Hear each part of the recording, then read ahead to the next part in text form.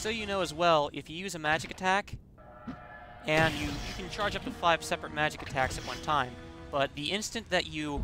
he's defending, and I don't want to get too close to him, so... Oh, shoot. Yeah, as you can see, they do a ton of damage, even at my level. Which is only a level 18, admittedly. Nah, I'm gonna get out of here. That giant spider's getting too close for comfort.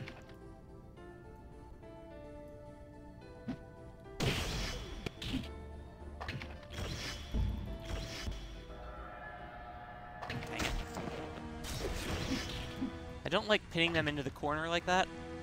Fortunately, I managed to avoid doing it too much. And while my character's going up and down in the air, I have no clue.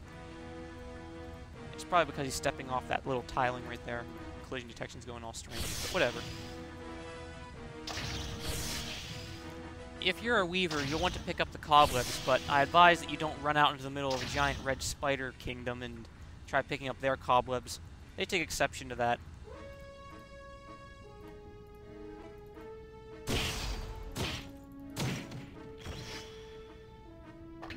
I highly advise that you have some sort of ranged attack in order to draw them away from the mass like I'm doing here.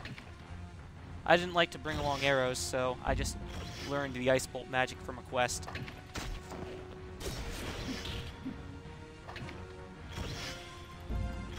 Sometimes they'll use the same skill twice in a row, just punish them for their stupidity.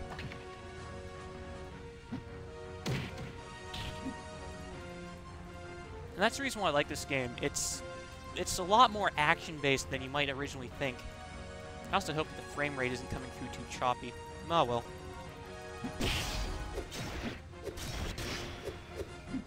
You gotta watch out sometimes whenever stuff like that happens. They'll get knocked back, but they'll get knocked back behind you, which makes no sense.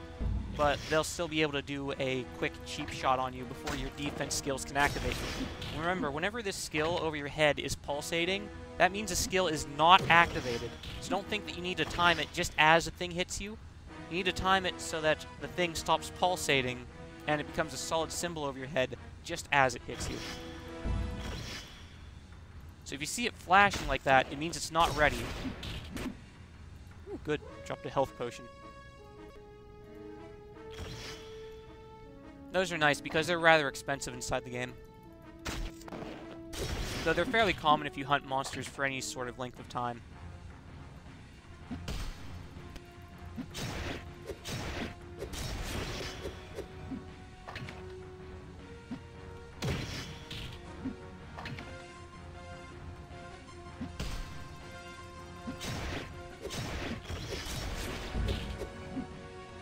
And you might see me holding down the control button to auto-attack.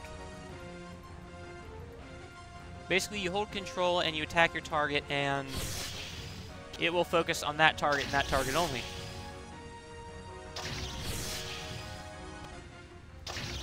Alright, gonna just draw out this last red spider here, without hopefully aggroing the giant spider. Don't worry, you'll see whenever he starts getting interested in you, because you'll have a single red exclamation point over his head and he'll start to follow you around. He won't attack you, but he'll follow you around. And needless to say, that makes it a lot harder, because if he gets really close, then he will attack you. But only if you're not currently being attacked. This game sort of follows what I like to call Kung Fu physics. They only attack you one at a time.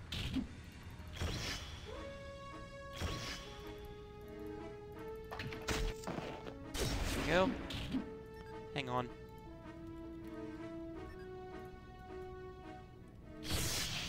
Now at this point, it really doesn't matter if you charge up magic or not to hit him, because you're not worried about drawing him away from long distance. I'm just doing this because I can. And I want to illustrate his speed too.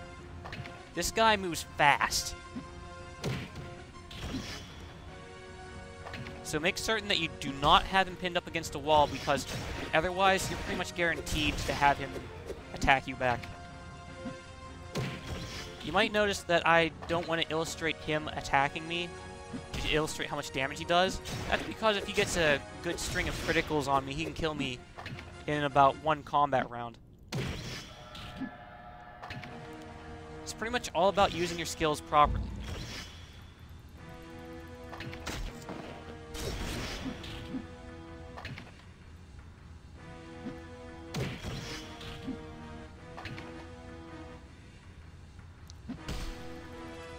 Now, later monsters get even more complex with their abilities to start using counterattack back on you. And I'll show you another ability here as soon as I'm done with her.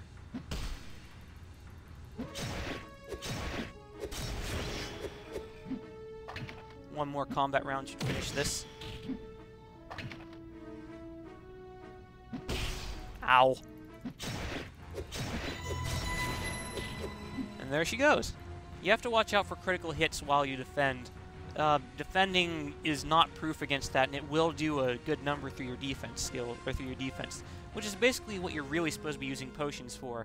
In case you get wounded in the middle of combat, whenever you start to see them start to defend, take a break, use a healing potion, and then defend before they break out of that defense. And there you go. And I got some... Ooh, magic powder. Oh, come on. 1 second, viewers. There we go. Magic powder's always good. It's the enchantment. It's the enchant stuff of the game. And in fact, I'll just do a little bit of enchanting right here, I guess. Maybe not. Well, I'll leave it for later. For right now, I need to... Oh, wait, you know what? I might as well. Put this here, and enchant scroll here. All you just need to do... Whoop, is remember your controls. Whenever you have two things like that, just equip them, and this will come up, enchant. And then all you just need to do is you just need to select one of your things to enchant. This would be a prefix, which is good. It means I can enchant it on this, because it's a fine short sword. Prefix comes afterwards, so you can only have one prefix and one suffix. Just enchant like that.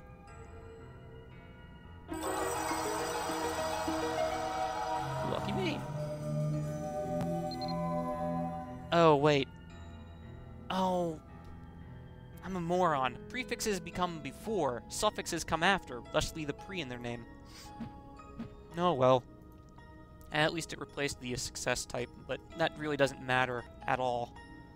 Well, I still got a chance to illustrate it, but it was a bit of a wasted enchant scroll. You can also do it without the magic powder too, just by equipping it, but I don't recommend that.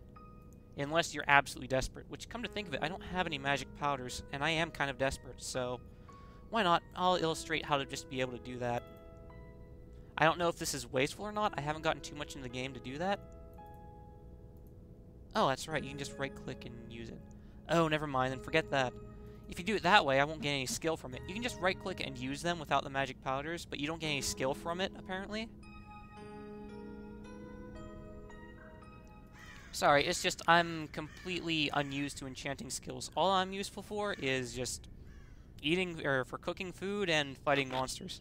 Anyways, that's pretty much how you fight, or how you get through the Albi beginner dungeon. Well, not the beginner dungeon. The beginner dungeon, a lot easier. You don't have to worry about the giant spiders doing nearly as much damage. Even at level 1, you should have next to no problem defeating these things. The thing you just saw that guy use was a windmill attack. If you stand still and you're right next to a target, it'll do a windmill attack and it'll knock out anything nearby. Which is good in case you come across groups of monsters that are tightly packed together. Hold still. Problem is getting them to hold still long enough for you to actually kill off a group of them. There you go. And at higher levels, the radius increases, which makes it a very useful grinding technique. Only one problem, it eats up 10% of your HP every time you use it.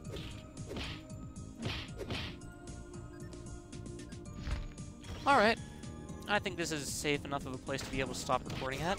I hope you all enjoyed. I hope this video enticed you to actually give the game a try. Now I'm going to head off to the bank and then go back and do some more monster grinding, because I want a cook pot, dang it. Cooking pots in this game cost like 23,000 gold pieces, and I'm still 10,000 short. Anyways, thank you all for watching. I'll see you later. If I find anything else about this game that's really interesting, hey, I'll make a video on it. Bye!